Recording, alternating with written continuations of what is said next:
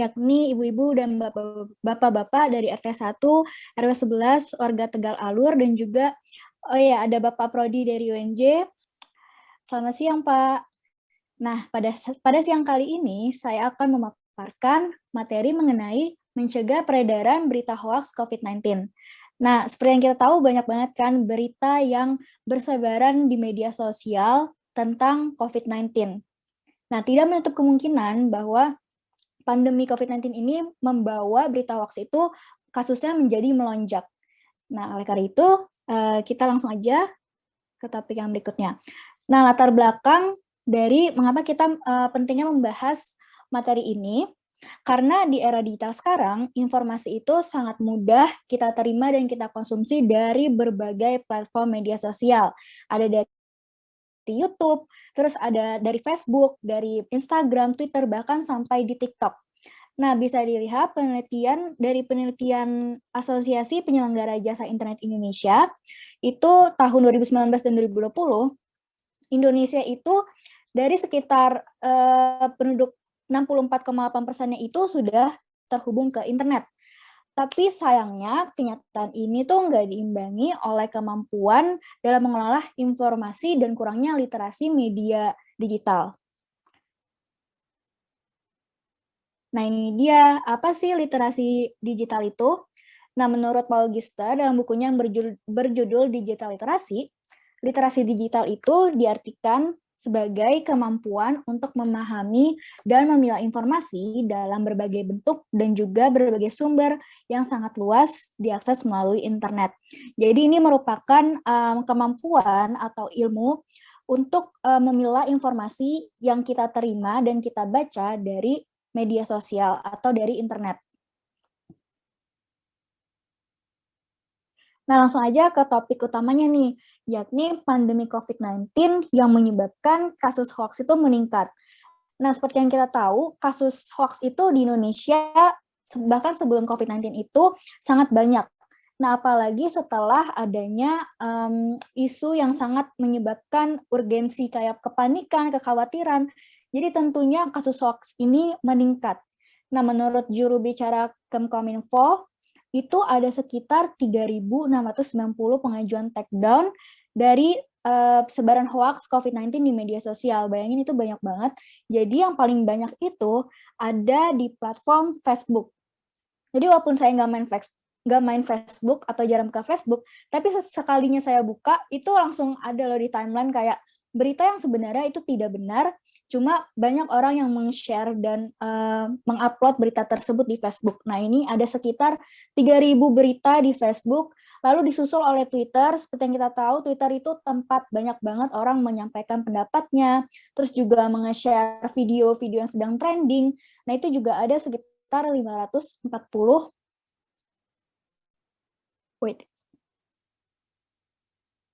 itu sekitar 540 kasus berita hoax di Twitter. Lalu disusul oleh YouTube dan juga sisanya ada di Instagram.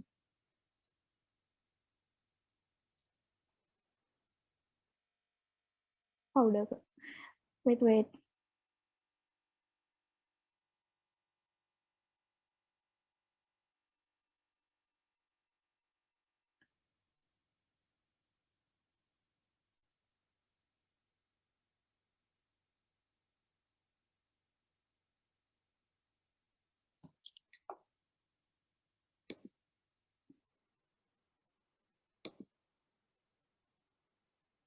Oke, selanjutnya ini ada contoh dari saya. Itu ada banyak banget kasus hoax yang beredar di internet. Nah, pasti udah pada dengar ya beberapa. Nah, ini saya kasih contoh, apa sih kasus yang banyak banget yang kita temukan mengenai COVID-19. Nah, yang pertama ini ada hoax, ini mengenai yang tadi SMS penerimaan dana bantuan, misalkan berapa juta. Nah, itu mengatasnamakan misalkan BPJS Kesehatan.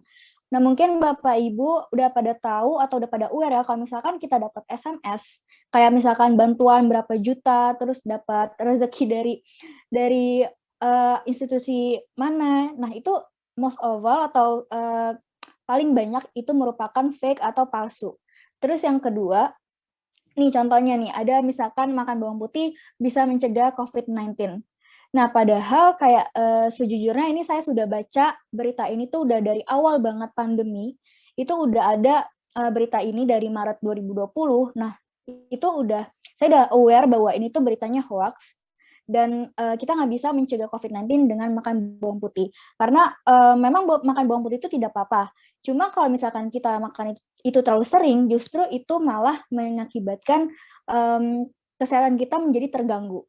Terus yang berikutnya ada minum air putih tiap 15 menit.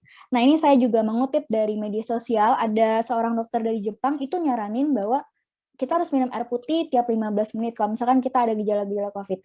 Memang kalau dilihat secara umum, minum air putih kan kayak aktivitas yang harus kita lakukan atau menimbulkan kesehatan. Cuma kita tidak bisa mencegah atau membunuh virus yang masuk dalam misalkan pernapasan kita itu dengan hanya minum air putih. Nah, yang berikutnya nih ada disinformasi. Jadi disinformasi ini merupakan cikal bakal dari berita hoax. Disinformasi ini itu seperti kayak kita misalkan melihat berita yang pada awalnya itu beritanya itu faktual atau beritanya itu asli atau real berdasarkan fakta. Tapi ketika dibaca oleh para pembaca atau masyarakat, itu mereka ada yang salah tangkap atau ada yang salah paham. Nah, pas disebar, nah itu menjadi berita yang salah. Nah, ini dinamakan disinformasi. Contohnya ini ada Malaysia dapat tambahan kuota haji tahun 2021.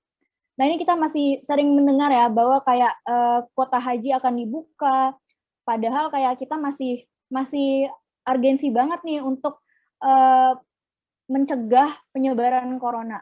Lalu ada jenazah COVID-19 Jakarta diangkut truk tak lagi pakai ambulans. Nah, ini juga salah satu hoax karena ini tuh bisa banget untuk menimbulkan kepanikan ya kepada masyarakat gitu kok jenazah diangkutnya sama truk sih kayak nggak manusiawi banget. Terus yang berikutnya ada pesan berantai. Nah, ini biasanya kita ditemukan di aplikasi message kayak WhatsApp, kayak Line. Nah, ini contohnya ada WHO tetapkan Indonesia sebagai negara high risk COVID-19. Nah, contohnya nih seperti yang ada di sampingnya. Nih, contohnya ada pesan berantai, hati-hati, kota Jakarta mengganas. Sekarang angkut mayat gak lagi pakai ambulans, dan biar cepat itu pakai truk muat 12 peti sekaligus. Ini kan kalau misalnya kita baca, kayak berita yang udah kayak jelas-jelas kayak dikhawatirkan kebenarannya. Bahkan kayak kalau yang saya baca, ini terlihat seperti lelucon ya, karena kayak gak akurat banget. Terus yang kedua nih kayak ada berita terbaru, secara resmi hari ini WHO telah mendeklarasikan Indonesia sebagai high risk. Nah, biasa banget ini ditemukan bahkan di dalam grup WhatsApp keluarga saya juga, ini tuh banyak banget pesan berantai Kak, dengan embel-embel ada institusi kayak WHO, terus juga ada dari perhatian, ada informasi dari Ikatan Dokter Indonesia. Padahal kayak sebenarnya itu nggak dari Ikatan Dokter Indonesia, itu kayak berita fake yang dibuat-buat saja. Terus dari headline-nya juga biasanya kayak menggugah sekali ya, kayak misalkan berita terbaru mohon dibaca sampai habis, mohon disebarkan kepada keluarga terdekat agar terjaga dari virus COVID-19. Nah, itu harus kita antipasi dengan cara kita baca beritanya itu secara menyeluruh dulu, jangan langsung kita percaya dengan kalimat pembukanya. Nah, ini saya juga kasih contoh nih, ada beberapa orang-orang yang menurut saya cukup prihatin ya, karena mereka masih ada yang nggak percaya dengan virus atau pandemi COVID-19 ini. Nah, mungkin ada beberapa dari para peserta yang udah lihat nih, kayak ada sebuah pasangan membuat TikTok yang benar-benar dia itu ngejudge bahwa Indonesia warganya sangat ciut banget karena takut dengan corona, karena virus ini katanya berbahaya. Padahal jelas-jelas virus ini memang berbahaya dan penyebarannya sangat cepat. Nah, ada lagi dari Facebook nih, kayak dia bilang, tolong tunjukkan di mana ada COVID, aku pengen ketemu. Jadi masih ada banyak yang sangat sekali untuk meremehkan tentang corona ini. Nah, ini juga ada kayak dia meremehkan atau suuzon sama rumah sakit, sama dokter, sama perawat, sama anggota rumah sakit. Dia bilang bahwa uangnya itu untuk digunakan semata-mata hanya untuk kepentingan mereka. Padahal kalau kita lihat ya, betapa betapa besarnya perjuangan pada para nakes, pada para dokter untuk mengorbankan waktu dan nyawanya mereka demi untuk menyembuhkan kita. Ini juga ada kayak mereka ada yang nyindir bahwa ya iyalah ambulan ngabisin bensin. Nah, sementara yang kita lihat dan kita tahu sekarang itu banyak banget kabar berita duka yang bahkan kayak berasanya ada di terdekat kita gitu. Nah, berita ini tuh sebenarnya bukan untuk menakut-nakuti ya, tapi lebih kepada untuk reminder kepada diri kita agar kita tuh aware sama kesehatan diri kita dan juga kesehatan orang-orang terdekat kita. Karena kalau misalkan kita yang kena, itu nggak hanya rugi di diri kita sendiri, tapi rugi kepada orang banyak. Bahkan sekarang juga yang kita dengar bahwa virus corona itu kan udah beranak pinak ya, ada virus Delta, ada virus Kappa. Nah, itu bahkan penyebarannya sangat cepat. Bahkan orang yang terkena virus itu bisa menyebarkan sekitar 1.000 orang. Jadi mohon banget untuk aware, untuk kayak dijaga prokesnya, terus jaga imun juga agar kita bisa melewati COVID ini tuh bareng-bareng. Ini contohnya ada tenaga kesehatan yang burnout karena banyaknya pasien COVID-19. Terus ini juga ada banyak banget ya, ada orang-orang yang berduka di pemakaman COVID-19 TPU Rorotan. Oke, langsung kita ke dampak negatif mempercayai hoax. Yang pertama, apa sih dampak negatif kalau kita tuh percaya hoax? Yang pertama itu menyebarkan ketakutan berlebihan di masyarakat. Contohnya aja nih, kita bisa ambil informasi mengenai vaksin. Yang saya waktu itu baca, ada yang menyebarkan kayak vaksin COVID Sinovac antara AZ itu lebih baik AZ dan begitu sebaliknya. Hanya karena efek sampingnya tuh berbeda. Hanya karena kayak presentase untuk mencegah COVID-nya itu berbeda. Padahal kita nggak bisa untuk mengatakan bahwa vaksin ini lebih baik dari yang ini hanya karena dari efek sampingnya. Lalu yang kedua, memperburuk keadaan atau kondisi pasien. Nah, karena adanya hoax-hoax kayak gini, itu ada beberapa masyarakat yang percaya bahwa kalau misalkan kita ada gejala COVID, terus kayak kita tuh takut untuk dibawa ke rumah sakit karena nanti langsung diklaim kita tuh terkena COVID. Nah, ada kasusnya, jadi dia udah merasa badannya tidak enak, udah merasa ada gejala COVID, dan dia nggak mau dibawa ke rumah sakit hanya karena nggak mau dinyatakan positif COVID-19. Nah, yang terjadi adalah dia nggak dapat penanganan yang baik, dan juga otomatis kayak imunnya tuh turun, dan kesehatannya tuh juga turun, dan bahkan ada yang sampai meninggal dunia. Terus juga hilangnya kepercayaan publik. Nah, karena banyak banget berita hoax yang terjadi, yang bersebaran di dunia maya, itu tuh orang sangat susah untuk memilah yang mana sih yang benar, seperti itu. Nah, apa sih penyebab fenomena hoax terjadi di masyarakat? Kenapa ada yang percaya hoax, dan kenapa bahkan ada yang secara sengaja itu menyebarkan hoax? Nah, yang pertama, itu ada unsur kesengajaan. Nah, karena saya background-nya itu public relation atau hubungan masyarakat, dan saya pernah berkutat dengan media-media online ya, kayak media dari Indonesia. Nah, itu memang ada beberapa media yang secara dengan sengaja itu menyebarkan berita yang sifatnya tuh tidak asli, tidak reliable, atau kayak dikhawatirkan sumbernya.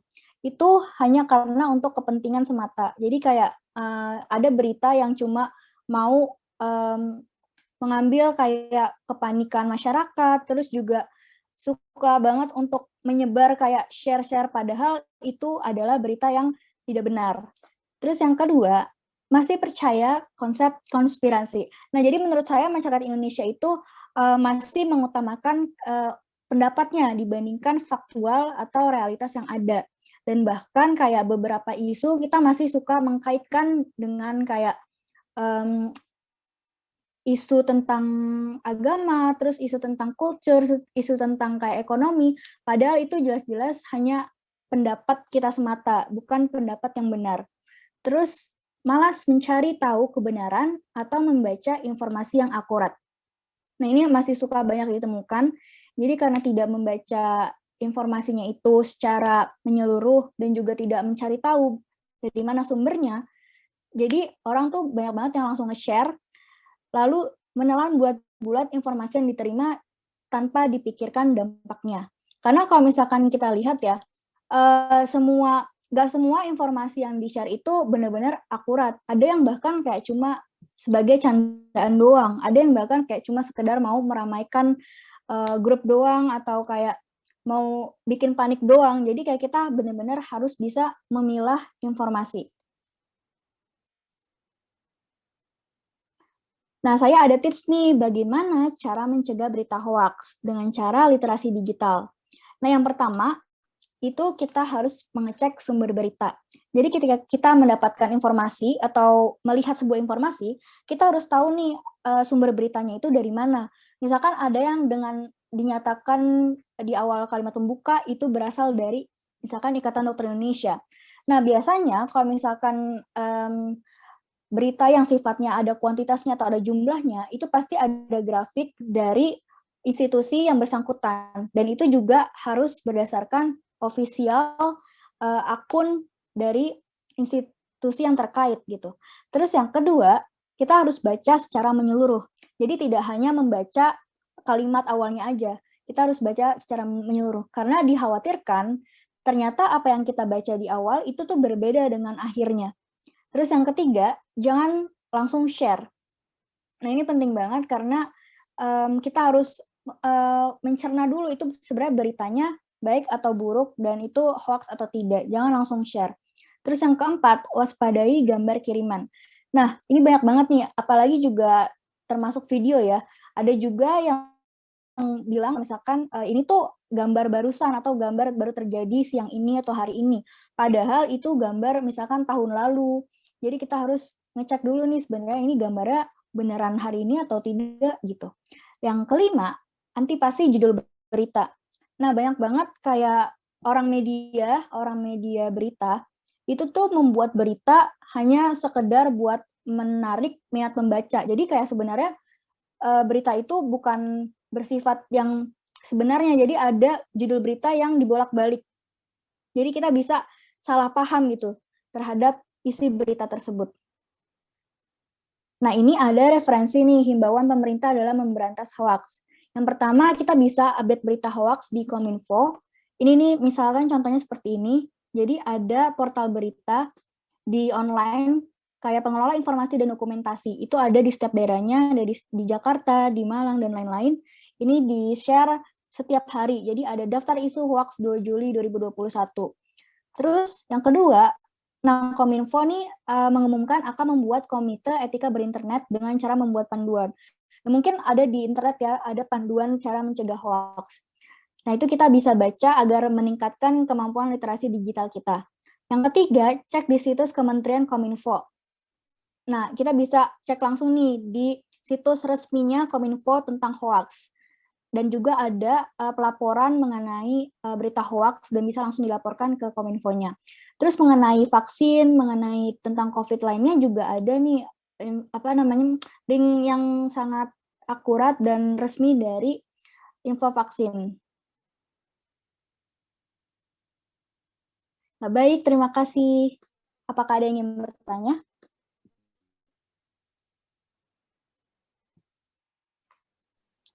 Baik, terima kasih Kak Delia. Sepertinya masih ada yang sedang berpikir kali ya Kak, pertanyaannya apa kira-kira. Tapi aku boleh nanya dulu nggak nih Kak ke Kak Delia? Boleh. Karena kan tadi sempat dijelasin tentang hoax apalagi di masa pandemi kayak gini. Tapi kan kita kebanyakan kalau misalnya lihat berita atau lihat pemberitahuan tentang sesuatu tuh di masa pandemi yang benar-benar bikin panik, bikin takut, itu kan kadang kita suka panik sendiri ya Kak, suka langsung terima aja gitu. Terus langsung kirim-kirim. Nah, itu caranya gimana sih Kak supaya meminimalisir rasa kepanikan atau rasa ketakutan tentang berita itu, terus langsung share gitu. Caranya gimana? Oke, kalau yang aku terapkan, kalau yang yang saya terapkan sendiri, itu pertama saya membatasi diri untuk mengkonsumsi berita secara berlebihan di media sosial. Jadi ketika ada lagi banyak-banyak berita tentang hoax atau berita palsu, itu saya batasi diri untuk tidak membaca dan lebih mengalokasikan pikiran saya atau kayak aktivitas saya tuh ke kegiatan yang positif. Seperti kayak kegiatan webinar ini, atau kita kerja, dan jangan kayak berfokus kepada berita-berita palsu yang ada di media sosial. Nah, yang kedua, itu kita bisa memilah dan kita kayak mengkonsumsi berita yang menurut kita positif-positif aja. Jadi kan di media sosial itu juga udah ada tersedia tombol kayak misalkan not interested gitu, atau tidak menarik. Nah, itu bisa kita klik, jadi ketika ada berita dari akun tersebut, itu kita nggak lagi ngeliat gitu. Terus yang ketiga, itu kayak saya lebih fokus kepada pencegahan sih. Jadi kayak daripada kita musing-musingin berita yang tidak benar dan membuat panik, lebih baik kita fokus kepada pencegahan, kayak jaga imun kita, jaga kesehatan kita, jangan lupa tidur yang cukup, seperti itu. Seperti itu. Oke, baik. Terima kasih, Kak Delia. Sangat bermanfaat ya jawabannya. By the way, kayaknya tidak ada pertanyaan ya, Kak. Tapi, oke. Boleh, Pak. Silakan. Bismillahirrahmanirrahim. Assalamualaikum warahmatullahi wabarakatuh. Waalaikumsalam. Sebelumnya, yang saya hormati Mbak Nurul Delia selaku pembawa materi, dan saya hormati Bapak RT Bapak Aminuddin dan Ibu RT Bu Yinta. Mohon izin saya mau bertanya, dan warga RT 01 RW 11. Ya. Untuk Mbak Nurul, saya mau nanya, ada 2 pertanyaan. Mudah-mudahan bisa dijawab ya Mbak ya. Yang pertama, bagaimana sikap kita menghadapi berita-berita hoax atau berita palsu di masa pandemi terkait vaksinasi yang pro dan kontra, seperti yang disampaikan oleh anggota DPRD Komisi 9, yaitu Ibu Rifka Jiptaning, mengatakan atau menolak vaksinasi, padahal dia adalah bagian dari pemerintahan. Yang kedua, bagaimana pemerintah menjamin kehidupan atau rakyatnya terkait PPKM darurat, terkhusus di di Provinsi DKI Jakarta, yaitu orang kerja dilarang, orang mau berangkat kerja disekat, padahal kan dia kan punya keluarga, anak istri yang harus dinafkahi. Nah, bagaimana sikap kita untuk mengikuti aturan-aturan yang telah pemerintah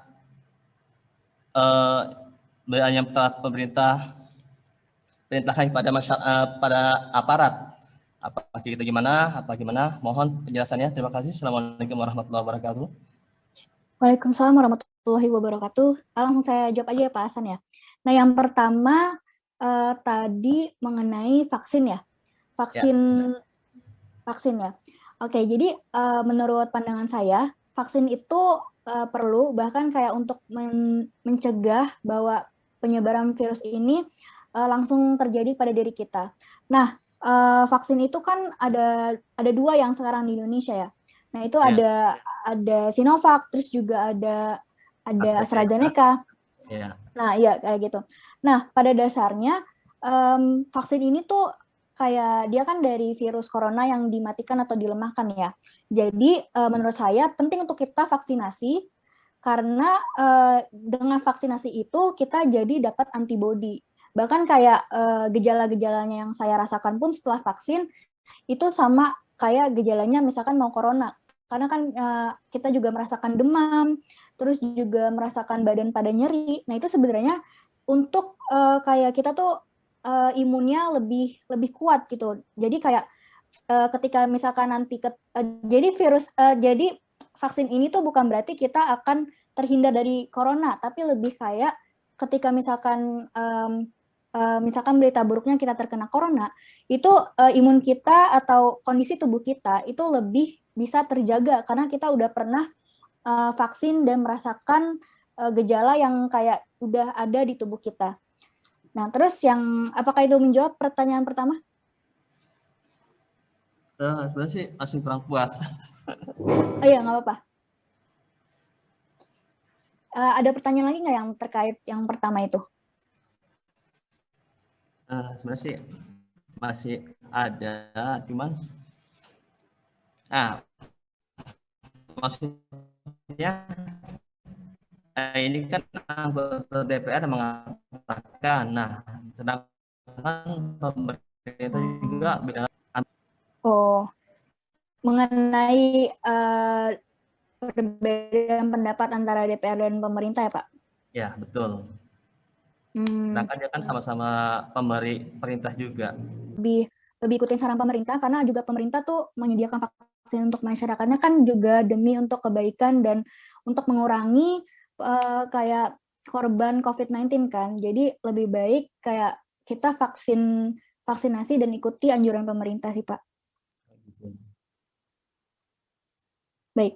Nah, yang kedua, tadi bisa diulang singkat nggak Pak yang pertanyaan kedua? Bagaimana sikap kita atau apakah pemerintah bisa ngejamin kehidupan masyarakat dengan terkait PPKM darurat?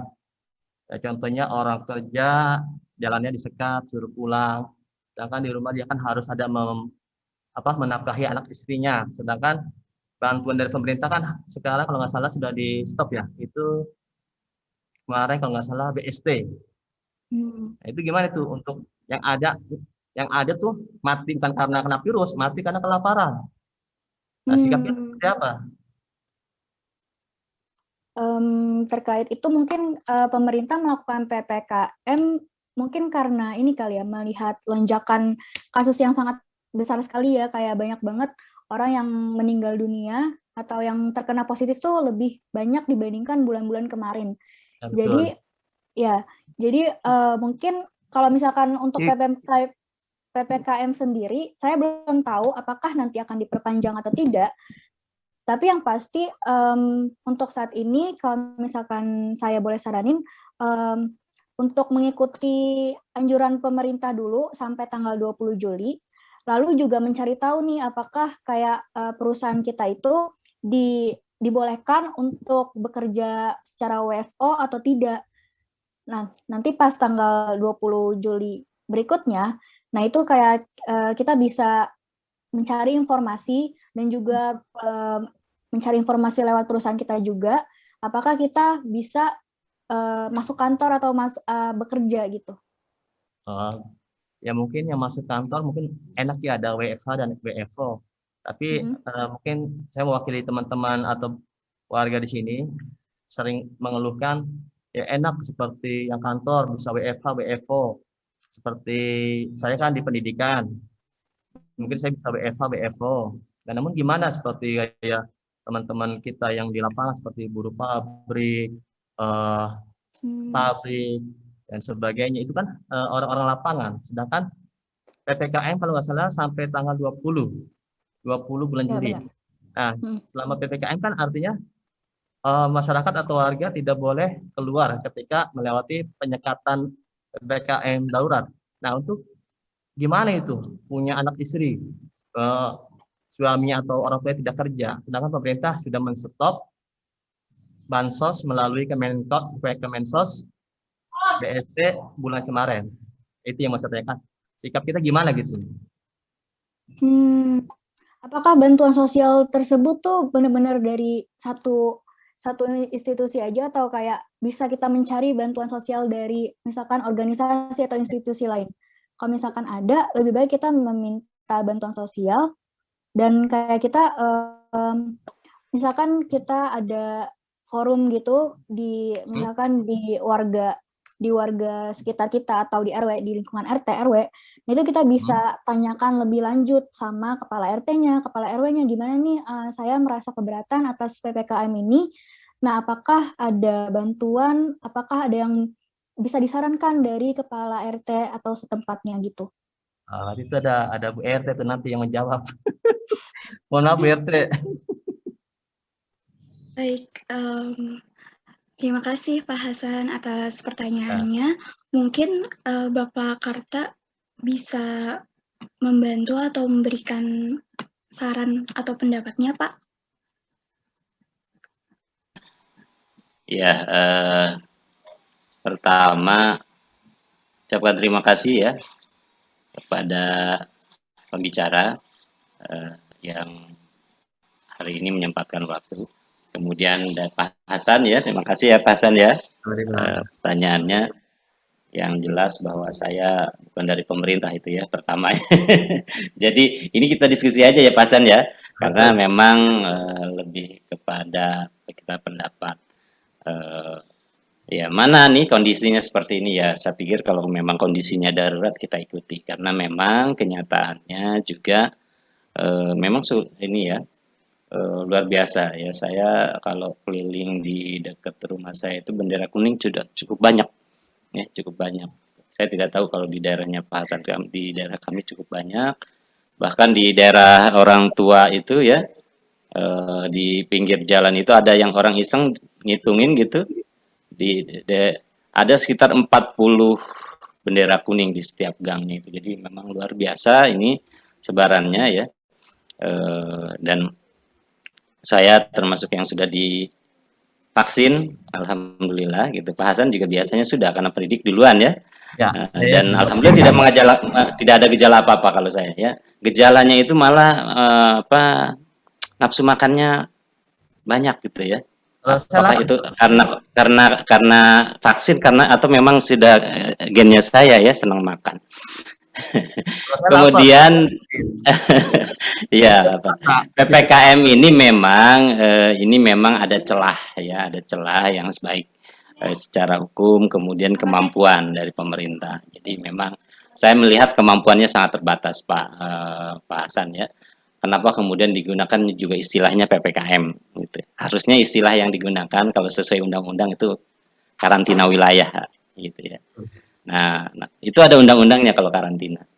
Nah, kalau sudah karantina wilayah itu negara punya kewajiban Pak Hasan. Ya, betul. Termasuk menyiapkan itu ya. Nah, sepertinya mungkin kalau saya juga duduk di sana, wah apa nih ya kira-kira saya terhindar dari kewajiban itu. Artinya karena memang cukup berat ya, cukup berat. Ya, saya tahu APBN kita juga masih berjuang. Jadi kemungkinan ini salah satu siasat untuk bagaimana melihat kondisinya. Ya, jadi melihat kondisinya. Tapi kalau mampu saya pikir akan diberikan bantuan karena ketidakmampuan. Nah, karena itu barangkali ya kalau kita di masyarakat ya, kalau saya kan juga tidak bisa mengubah kebijakan ya. Paling bisa menganjurkan kepada masyarakat untuk membangun solidaritasnya, melihat kanan kirinya, tetangganya ya. Kan kita bersabar sampai tanggal 20 ya, bersabar sampai tanggal 20. Bukan tidak boleh, hanya bersabar sampai tanggal 20. Ya mungkin kalau kurang beras masih bisa lah ya, masih bisa beras. Bahkan kalau sebelumnya itu luar biasa di awal-awal COVID gitu ya, di Jakarta itu bahkan berlebih itu beras itu, orang sampai dikirim-kirim tuh ya. Ada yang dikirim ke Bekasi, ke saudaranya, ke Cikampek dan lain kebanyakan. Nah, tapi tidak tahu ya sekarang kondisinya seperti apa ya. Yang jelas kondisinya secara nasional kita memang cukup darurat dan berbeda dengan yang sebelumnya. Kalau yang sebelumnya rupanya yang terpapar banyak yang sepuh-sepuh, sekarang yang terpapar banyak yang muda-muda ya, termasuk anak-anak. Kalau dulu tidak terkena ya, tidak terpapar anak-anak sekarang. Sekarang dekat rumah saya juga ada yang positif ya, anak istrinya mengungsi. Jadi saya juga termasuk yang terkurung ya di dalamnya karena masuk ke dalam zona merah. Mungkin itu ya Pak Hasan, ini kita mungkin lebih kepada lebih banyak menghibur diri dan kemudian saling membantu sesama ya. Dan ini memang tugas Pak RT jadi semakin banyak memantau Pak RT Bu RT ya, memantau masyarakatnya mana yang kurang, mana yang memerlukan. Memang solidaritas ini harus dibangun betul-betul ya, luar biasa. Dan terlebih kalau kemudian ada jalur-jalur untuk bantuan, saya pikir itu jauh lebih baik ya. Kalau tadi ada Pak RT, Pak RW bisa mengusulkan, kalau bisa diusulkan, diusulkan. Ya, tapi kalau kemudian kita bangun partisipasi masyarakat, saya yakin insya Allah ya, orang Indonesia itu dermawan luar biasa. Ya, kalau ada orang apa juga yang ngamen apa dikasih kan, orang mau minta bantuan pembangunan musola, musola yang mana juga nggak ditanya, dikasih gitu ya. Oh, banyak tuh yang keliling-keliling ya, pakai apa? Itu jarang juga kita konfirmasi ya, tetapi memang itulah jiwa ya, masyarakat Indonesia itu charity-nya luar biasa ya, beramalnya luar biasa. Mungkin itu ya, kalau dari saya ya hanya sebatas untuk diskusi saja. Terima kasih ya, Sofi. Ya kali Terima Pak kasih Harta banyak, Pak penyambung Karta. ya, untuk petar khusus buat RT 1. Siap.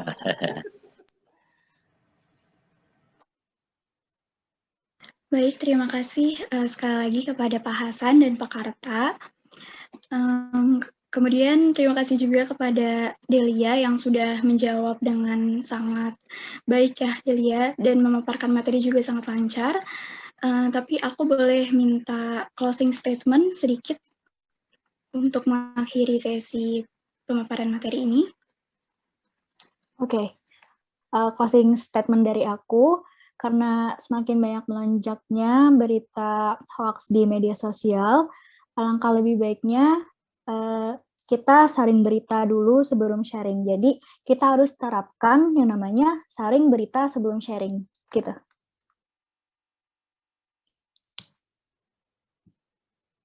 Baik, terima kasih Delia. Sama-sama. Baik.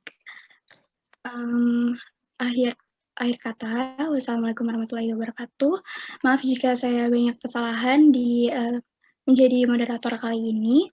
Dan terima kasih kepada seluruh peserta yang udah join dan kepada peserta juga yang sudah mendengarkan materi dari awal sampai akhir. Terima kasih kepada Pak Hasan yang sudah bertanya, kepada Pak Karta yang sudah membantu menjawab, dan kepada Delia juga tentunya. Terima kasih, semoga sehat selalu. Saya kembalikan ke MC.